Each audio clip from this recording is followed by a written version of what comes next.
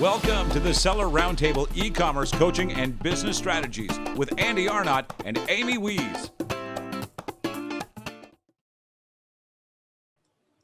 Hey, what's up, everybody? This is Andy Arnott with Amy Wees. And this is Seller Roundtable number 88. And we have Kevin King back. Kevin, you are one of the early, you were in the number 10 was your last episode. So you're an OG on the SRT. I made that rhyme too, which is, good on me. Welcome back. Thanks for being on. I'm glad to be back, man. Thanks for having me. Yeah. So if anybody in the Amazon world doesn't know who you are yet, which I would find surprising, maybe they're just starting out, give people a little bit of background, go as deep as you want, where you grew up, what you did in the past jobs, kind of what led you to where you are now. So I've been an entrepreneur my entire life since I was about 2 years old. I'm not the traditional person who worked a corporate job and then quit to go work for myself. I've only held 2 jobs in my entire life. I was delivering pizzas and working at McDonald's when I was a teenager. I graduated from Texas A&M, degree in business. And ever since then, I've been doing my own thing. I've been doing e-commerce since before Google existed, back when there's Alta Vista and Yahoo and Lycos and stuff back in like 94, 95, I think is around 94. I think I sent my first email, but I was playing on the computers at Texas A&M doing back when the internet was actually like just between universities and more of a scientific thing. So I've been doing e-commerce pretty much ever since then.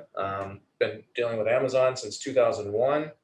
I think I was back when PayPal first started, I think 99 or 2000, so when they used to give you $10 per subscriber, per person that you referred into your account. I was referring people to sign up for PayPal. So that's how far back I go.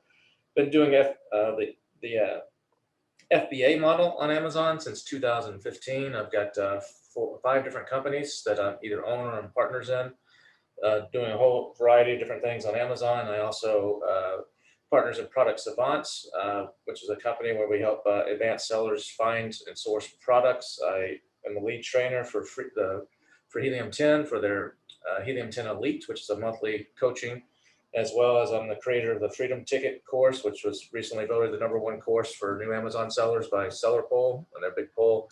Also host the $1 Billion Seller Summits, and I have another business that does direct-to-consumer off Amazon. So clearly you're bored. I'm just sitting we around. need to give you some more things to do. all day. I just sit around with nothing to do. That's awesome, Kevin.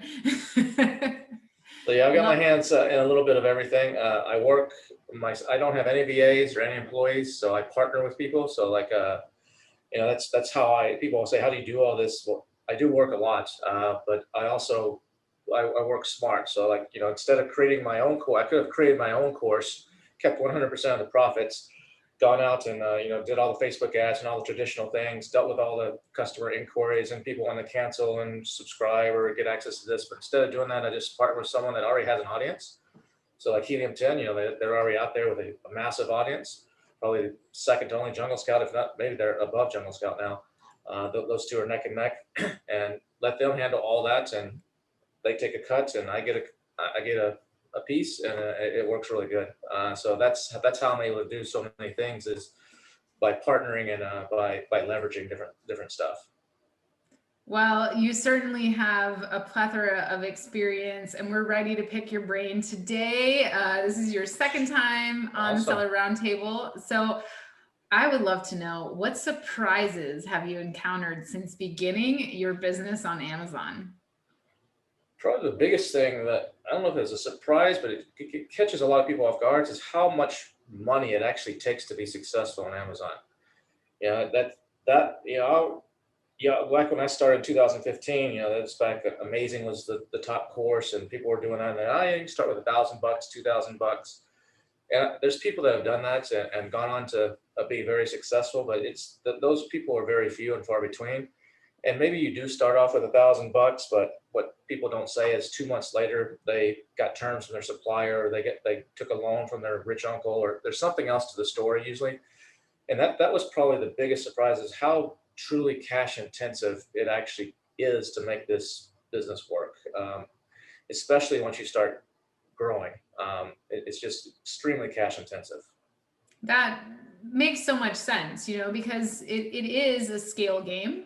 We need to be able to keep reinvesting and getting more products and really build something. And in order to build something, you need money. And also we make a lot of mistakes in the beginning. We spend too much money on advertising mistakes or sourcing mistakes. So I think, we need some room for error, and you need to start with a really great plan. So I agree. Money is definitely a surprise there. Are there opportunities to grow on Amazon? And if yes, talk about that. And if not, why not? You said it, are there opportunities to grow on Amazon? Yeah. Oh, Is there, absolutely. some people say that it's like saturated now, there's no opportunities. No, Are it's there better. opportunities? It's better than ever right now. It's the best it's ever been. But it's not easy. So there's a difference between opportunity and easy. 4 or 5 years ago, it was pretty easy. You could just go to Alibaba, stick your logo on a spatula and stick it up on Amazon and actually probably make some decent money. You can't do that anymore. Are there certain product categories that are saturated? Absolutely. Does it mean you can't compete there? No, it just means you either got to come to it with a different look, a differentiation, or a lot more money to actually compete. But there's tons of opportunities. And the beauty about Amazon is that it's growing. I mean, just this year, it's up, I think 40% just because of COVID. And I don't think that's going to stop. I mean, the growth won't be as dramatic, but it's going to continue to grow. And what that does is that creates even more opportunity, because don't compete on where you shouldn't compete is on the highest level, the big keywords, the most searched for keywords. But what that increase in traffic and increase in people using it means there's a lot more depth at the lower end. So,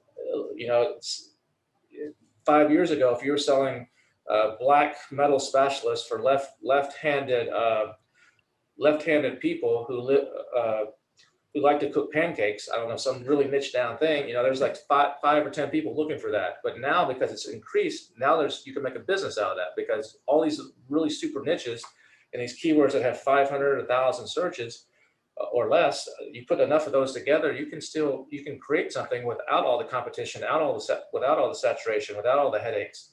So no, the opportunities are great, but you gotta, it all starts with the product you pick. And so that's where a lot of people make a mistake, is they either want to grow too fast, or they're anxious to quit their other job and get out of this. And so they make mistakes in the product they choose, or they don't differentiate it. I just have students still in the Freedom Ticket that are complaining about hijackers. Hijacker on my listing, how do I get them off? I've never had a hijacker in all my years of selling on Amazon. And that's because I differentiate the products. I'm not, so those are the people that are taking shortcuts. It's a great place to establish a brand, to prove out a product, if it's a brand new product, to get reviews and prove it out before you take it to retail or something. And Amazon it's incredible what it can do. So no, it's not saturated, and it hasn't jumped the shark. I like it. I like it a lot. I completely agree. There are saturated categories, but it is all about what you're doing with your products and differentiating and building a business, right? So it's a very powerful sales channel, and there's a lot of opportunity. And I completely agree that it's just going to continue to grow. So, but we got to be on top of it. So speaking of being on top of it, what is the most important thing an Amazon seller can be doing right now to maximize their sales and profit? To maximize their sales and profit is using every tool that Amazon gives you. There's so many people that they throw up their product on Amazon. And like, all right, I'm selling on Amazon. Let me go start running Facebook ads, or start my Shopify site, or I need to be on Walmart. I need to diversify off of Amazon, because all my eggs are in one basket. Yeah, there is risk to being just on Amazon and having all your eggs in one basket, but the time and energy that you spend to go off of Amazon, and the money that you spend to try to develop something off of Amazon, typically is not worth your time for most people. It's a whole different business model. It's a whole different way. And you're better off taking that time and energy and focusing it back on Amazon and using all the tools that Amazon gives you. A lot of people aren't using video. A lot of people aren't using Amazon Post. A lot of people aren't using the new live stuff. A lot of people don't have a storefront page. A lot of do all those little things that Amazon all these tools and things that Amazon gives you, and that will help you. Each one of those might add a small percentage, but it's going to be a bigger number at the end of the day than you taking time to go develop to try to send traffic to a Shopify site. Do you need a Shopify site or a standalone site? Yeah, you should. It's just, there are people that will Google you to see if you're legit, if they never heard from you. You need something, but don't put a lot of effort and energy into driving traffic to it. You're better off if you want to expand off of Amazon US, let's say you're selling US, go to Canada, start selling in Canada. There's 2 different systems. Usually if your account gets shut down for some bad reason in the US, it's not going to affect your account in Canada. Diversify that way because you already know how to play the game. You already know how Amazon works, and it's very similar in those other countries. You're better off doing that. Love it. Canada, you can add, depends on your product, but you can add 5 to 15% to your bottom line really fast. And it's way less competitive. I agree that, there's so many new ways to take up real estate on the page. And we're in e-commerce. If you want to get found, you need to make sure that you're taking advantage of all of those real estate offers that Amazon is giving you, like your storefront and video ads. And yeah, I'm astounded every day when I see new clients that are trying to increase their sales and are brand registered and are not taking advantage of those things. Andy was the first one to yell at me and say, Amy, video ads, they're available now. Like, get it. I don't care if it's ugly, get it out there. Yeah, So, video. He stays on top of me taking advantage of that. You don't need to go shoot some fancy video. I mean, you can hire a company and shoot a nice product video and all that if you want to, but if you can't afford that or don't have the time, just take your best images and create a slideshow. There's people on Fiverr that'll put it to music and put some graphics to it. And just get that up and start running that right alone. Like you said, the real estate, those things take up like the spot of 4 product listings on a page. It's incredible. And now with, Amazon just recently introduced, when people ask a question, you can answer with a video. Yes, I started doing that. It was really cool. Yeah, that's just those little things there's just so much that can be done that most people don't do. So what is your favorite part and least favorite part of being an Amazon seller? The least favorite part is you're playing in Amazon's playground. So no matter what you're selling, you never know what's going to happen. You never know if they're going to classify your product as adult all of a sudden because somebody complained, or they're going to say this product is now a pesticide, so you need to provide these documents. And dealing with Amazon so big, they're not doing it on purpose, but they're so big, and it's just, you can't get a straight answer and a good answer from someone that actually has a clue a lot of times. So that's the most frustrating part.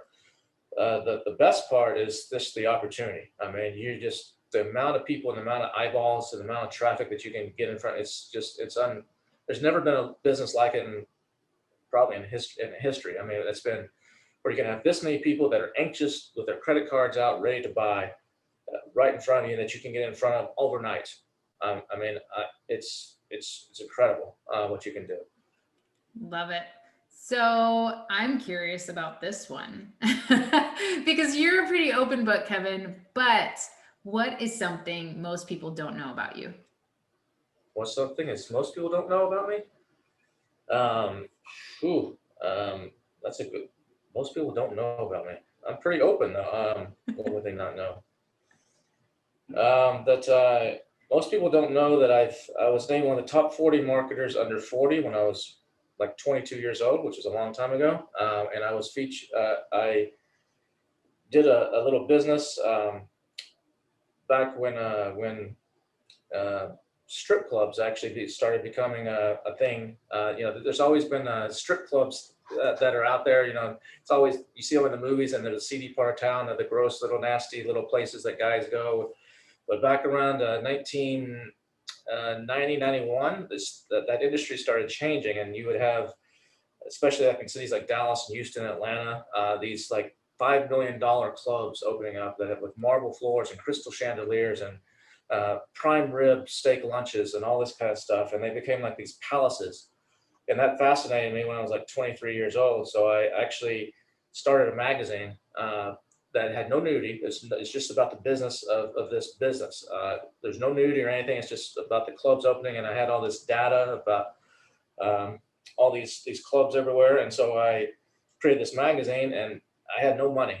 I started this with like 5 or 10 grand. I was robbing Peter to pay Paul, convincing the printer in Chicago to print this on terms because I couldn't pay them. And to get press, I sent out a press release. I was like, well, I got to do something to try to get subscribers. I got like 12 subscribers. What can I do? So I sent out I was getting the business cards from the fish bowls from different places and sending out stuff. This is direct mail. This is pre-internet days. And I was, sent out I said, I got all this data because I'd flown all over the country. My mom worked for American Airlines, so I could fly for free. So I flew all over the country doing research on these clubs.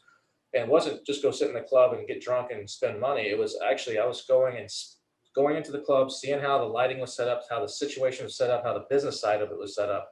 And then I'd go to the library and say Atlanta or Seattle or New York and pull the microfilm about all the stories that have been written about these clubs. And some states, it's the alcohol sales are public information. So I gathered all this data. I had all this data. So I created this list of here's the top 20 cities in the United States for strip clubs. Dallas has 42 and Atlanta has 36. And this is how much money they do. It's a, whatever it was, $100 million business and a year business in Dallas. And it's, aggregate, it's a $3 billion a year business, blah, blah, blah, all this stuff. And I actually had a fax machine. I faxed that press release to Entertainment Tonight, to the AP, and to somebody else. I can't remember.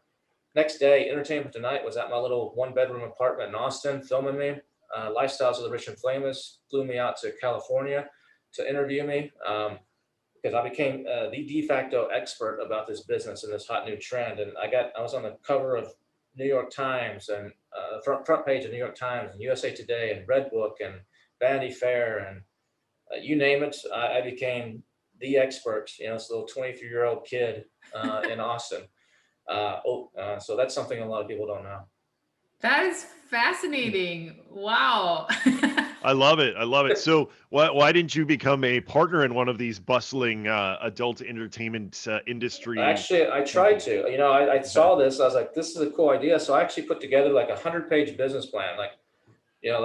The business plan could have won awards, if it was in some sort of competition. Very detailed business plan to open one in Austin. I was like, I don't know anybody in the business. So how do I find out what I should pay people or what people were like? So I put in a newspaper ad in the local Austin American Statesman. It's like 1991, 92, somewhere in there, saying new club opening soon, now hiring bartenders and managers, and there's no club. I just wanted resumes. I just wanted to meet people and talk to people. So people were sending me resumes, and one of the people that sent me a resume was one of the current managers of one of the current clubs. So I called him up and we met, and I came clean to him about what I was doing. He's like, hey, let's partner up. And so we actually tried to raise money to actually open one. And nobody wanted to really give us, I think it was $3 million we're trying to raise. Nobody really wanted to give some kid with no experience $3 million to open a club.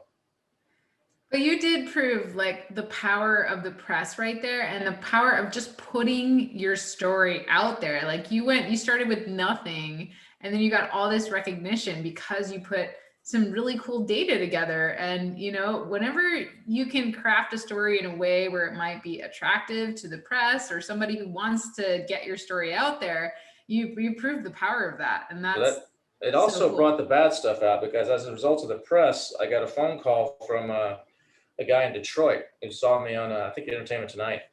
And he tracked me down somehow and said, hey, I want you to be a consultant. I'm going to fly you up here to Detroit. And I'm thinking about opening a club. So he flies me up there. And then at the time, I was still trying to do the magazine. And he's like, hey, you need some help with the magazine? I was like, yeah. He said, what do you need? I said, $10,000 investment right now. This is a lot of money back then. $10,000 would really help. So yeah, here you go. Here's 10 grand. And I had moved to Arizona at that point because I thought I had a business partner that was going to help me out there. So I just packed up and moved. I was doing whatever I needed to do. Had a U-Haul truck that I moved in, and I didn't have a car, so I didn't return the U-Haul truck for like 3 months. That was my local car, and I was driving around. But so one day I locked the keys in it, and I was like, oh, there went my ride. So it was not good. This guy, turns out that he ended up moving to Arizona or renting a hotel in Arizona. It turns out he was old school mafia and was running all kinds of stuff. And they would rent out the top of the Phoenician resorts in Arizona, and the top CEOs from some very big Fortune 500 companies would come in, and they would have orgies and all kinds of crazy. I was never invited. He's like, one day maybe you'll be good enough, but cocaine, and it's just crazy. I was like, I don't want any part of this. And it got to be where he was like, if a model wants to be on the cover, they're gonna have to do something. I'm like, I'm not, this is not me. I don't want any part of this. So I left, and I had to leave with police escort out of the city because he sent Guidos to break my legs to keep me from leaving. So I could write a whole book, and it could be a whole movie on it, but. Wow, we have opened up a can of worms here, but I love it. That's fun. So there's a good story that nobody's ever heard that's exclusive to the SRT. I like it. I like it. We're going to change the title of this episode to be like, do you know who wants to break Kevin King's legs? No, absolutely not. No, the title's just Strippers and Blow. That's the. We could sit here and talk stories for hours about. I could tell you crazy stuff. I was like, Well, speaking of you talking stories and telling us crazy stuff, let's get back to crazy stuff on and off of Amazon. What other selling platforms have you looked into? Which ones do you like? And anything people should be aware of? I've sold on Walmart in the past, and Shopify and eBay. Those are pretty much the only ones that we have Shopify sites for all of our products right now. I also one of my brands that's direct to consumer. I mean, I still get checks in the mail. I think this year, we did a healthy 6 figures in business, and I think 20-30 grand of it was still checks and money orders being sent in the mail. So that business is not dead. But that one's not on Shopify. It's on like a proprietary platform just because we customized a lot of stuff years ago and just don't want to move it. But those are the ones that off Amazon that, I've sold in Zulily and Touch of Modern and done wholesale at different places, but the focus is primarily Amazon. eBay ads a little bit. Walmart wasn't, I did Walmart like 3 years ago and really haven't gone back to it. So we're not doing much there right now. I hear it's better now than what it was, but yeah, it's slowly growing. Like we just started on Walmart a little while ago, and it's a lot better than it was like years ago because they're really putting effort into their online presence now. But compared to Amazon, like you said, it's very small. So it's a growing opportunity though, and I can see that it's growing every day. So that makes sense. So what about on Amazon? Do you use mostly fulfillment by Amazon, or do you use outside services for packing, shipping, customer service? And what do you think the pros and cons of each option are for people just starting out with FBA with all of those limitations on shipping? Well, the new limitations for, even if you're not just starting out, even if you're an established seller and introducing a new product, you have limitations. So this 200 maximum to send in is a problem for something that sells. If you're shooting for 10, 15, 20 sales a day, that's a serious problem. So you have to have a third-party fulfillment. You have to have an FBM option. And so I have, I try to get FBA on everything as fast as I can because just the economies of scale and the costs are just dramatically lower. But I have for one of our brands, or we have two different 3PLs, one in St. Louis and one in Washington State that handle that for us. And also I live in a condo here in downtown, high-rise condo, and we have on the parking garage levels, there's actually garages that you can rent for like $200 a month. So I have 2 of those that are, one of them set up as a fulfillment center. I have to go down in this garage. There's no internet down there, so I have to go down. I have a whole Mac computer with a label printer and ship station and all this stuff set on it. All the boxes and tape and everything you need. And to connect to the internet, I have to use a hotspot on my cell phone to connect. But I have that set up just for some small stuff, but luckily it's not a lot that goes out of there, but luckily I have that because one of my product brands just this past season, all FBA, selling really good numbers every day into the thousands of dollars on a couple of these items. It's a seasonal item. They're calendars, actually. These calendars, and the calendars were doing well, and then come Black Friday and Cyber Monday, I noticed the sales just went up slightly. They didn't go up, 2 or 3 or 4x like they have in the past. And I didn't think a whole lot of it at the time. I was so busy, I didn't look into it. I was like, yeah, maybe it's just people were ordering earlier. The sales are spread out because of COVID or whatever. And then I started about a week after early December, around the 5th or 6th of December, somewhere around there. And I was like, I better look into this actually and see what's going on. And it turns out we have 5 SKUs. One SKU was still going strong. The other 4 were making sales, but Amazon had de-indexed them all. They had moved them. Someone must have complained, or someone was being malicious, and they got moved into the adult category. And so when that happens, you don't even index. So you type in the word, pretty islands, and you don't come up anywhere. And if you even type in the ASIN, you don't come up. Like if you just type the ASIN into the search bar, you're just going to check this. You don't even come up. You don't exist. The only place you exist is on where you've gotten sales in the past, where you had people that were buying or had bought this product that also bought this, or customers who viewed this also viewed that. So those spots were still alive. So that's why I was still making sales in those other four, and I didn't. The alarm bells didn't go off as quick as they should have. But when I looked into it, I was like, this is crazy. But it was too late. This is a seasonal product. People are buying calendars this time of year, and it's like selling eggs. I can't save these and sell them next summer. They're no good. So I was like, what am I going to do? I contacted Amazon. I contacted someone I know at Amazon. They're like, it's classified. Amazon. I kept getting answers back from seller support and the catalog team. Sorry, they just vague answers like, you're in the right place. There's nothing we can do. Basically, they're saying you're screwed.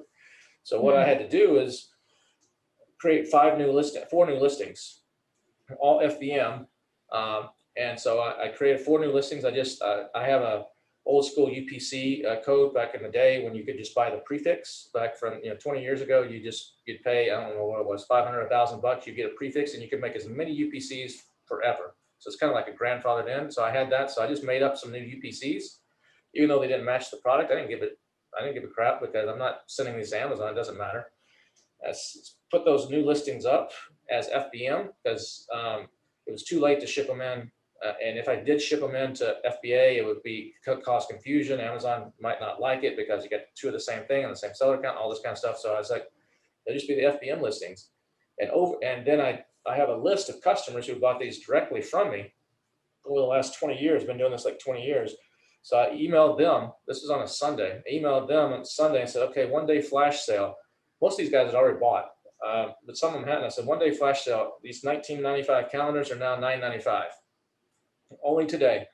So I got like 100 orders that day, 120 orders. That seeded algorithm with the keywords, and I had them go through a special 2-step URL. And these are not highly competitive. Like I was talking about earlier, these are calendars for left-handed red-haired people or whatever. So it doesn't take a lot to get them ranked. So I got them ranked, and I got them frequently bought together by doing this, because those customers would buy different, 3 of them or something. So that I got the frequently bought together, and customers review this, so that would help me down the road. And then started doing FBM on it, and overnight started selling 100 a day. Over last night, I actually shipped 800 orders, and so it's actually making up more than the FBA. So if I didn't have that set up and didn't have that option or didn't know how to do that, I would have left literally tens of thousands of dollars on the table. Is it a pain in the ass? Yeah, it's a pain in the ass, but that's, like I said earlier, that's where you're playing in Amazon's playground, and they make the rules, not you, and they can screw you. But if you can adapt and pivot and be set up to do something like that, at the end of the day, it can save you. Yeah, that's exactly what we did we didn't get flagged as adult product, thank goodness, but that's exactly what we did when the pandemic kicked off and Amazon said, hey, we're not shipping stuff. We were like, we are, get those FBM orders going. And yeah, if we hadn't done that, we would have probably had a third of, maybe even less of the sales that we shipped out during that time. And it was just insanity. Yeah. As a seller these days, you have to have FBM. If you don't, if you're selling something that's really niched and you're selling 2 a day, 3 a day, you could probably get by with just FBA. But if you're selling anything that selling 10 or more, 5 to 10 a day, you're going to have an FBM option. Thanks for tuning in to part 1 of this episode. Join us every Tuesday at 1 p.m. Pacific Standard Time for live Q&A and bonus content after the recording at sellerroundtable.com. Sponsored by the ultimate software tool for Amazon sales and growth, sellerseo.com and amazingathome.com.